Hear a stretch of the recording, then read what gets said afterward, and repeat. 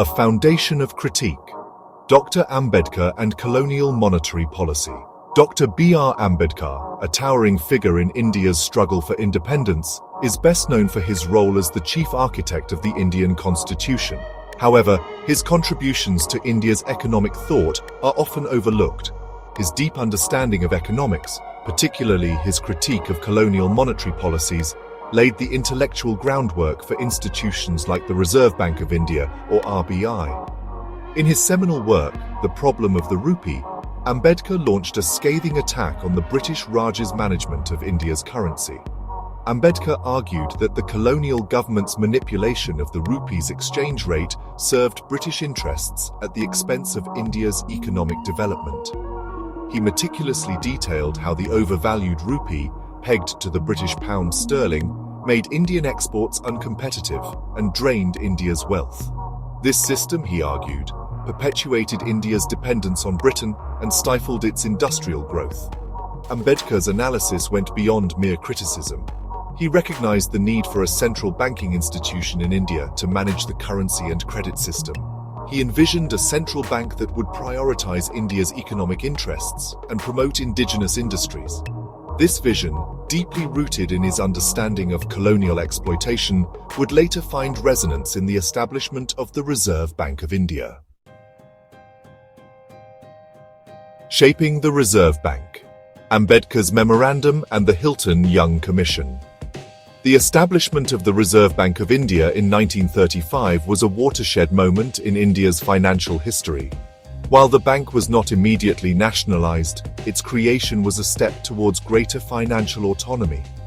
Ambedkar's influence on this pivotal event, though indirect, was significant.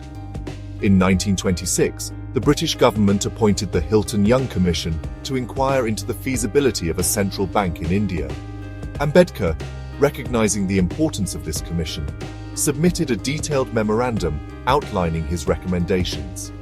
He reiterated his criticisms of the existing monetary system and argued forcefully for a central bank with a clear mandate to promote India's economic interests. He emphasized the need for a bank that would be accountable to the Indian people and not beholden to British interests. Ambedkar's memorandum, while not solely responsible for the Commission's recommendations, undoubtedly played a role in shaping the debate around the Reserve Bank's establishment. His emphasis on Indian economic sovereignty and his critique of colonial monetary policies resonated with many Indian nationalists. The Reserve Bank, though initially privately owned, was structured to incorporate some of the principles Ambedkar had advocated for. Towards economic sovereignty, nationalization, and Ambedkar's vision. The nationalization of the Reserve Bank of India in 1949, shortly after India's independence, was a momentous decision that aligned with Ambedkar's vision for economic sovereignty.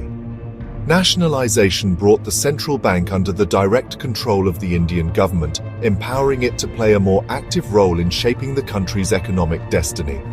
This move resonated with Ambedkar's long-held belief that India's economic policies should be driven by Indian interests. Ambedkar had always maintained that true political independence was meaningless without economic independence. He believed that a nation could not be truly free if its economic levers were controlled by external forces. The nationalization of the RBI was a significant step towards realizing this vision. It gave India the ability to formulate its own monetary and credit policies, free from the constraints of colonial legacies. Ambedkar's vision extended beyond mere nationalization. He envisioned a central bank that would play a proactive role in India's development.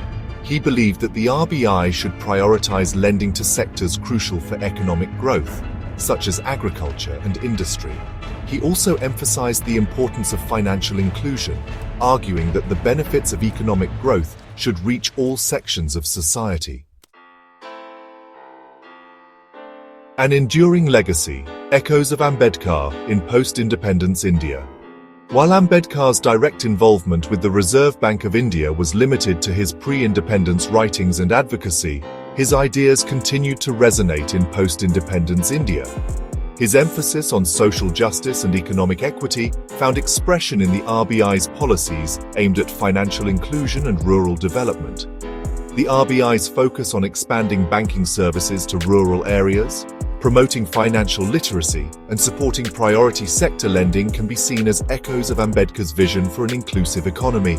His belief that economic progress should be measured not just in terms of GDP growth, but also in terms of social upliftment continues to inform the RBI's developmental role.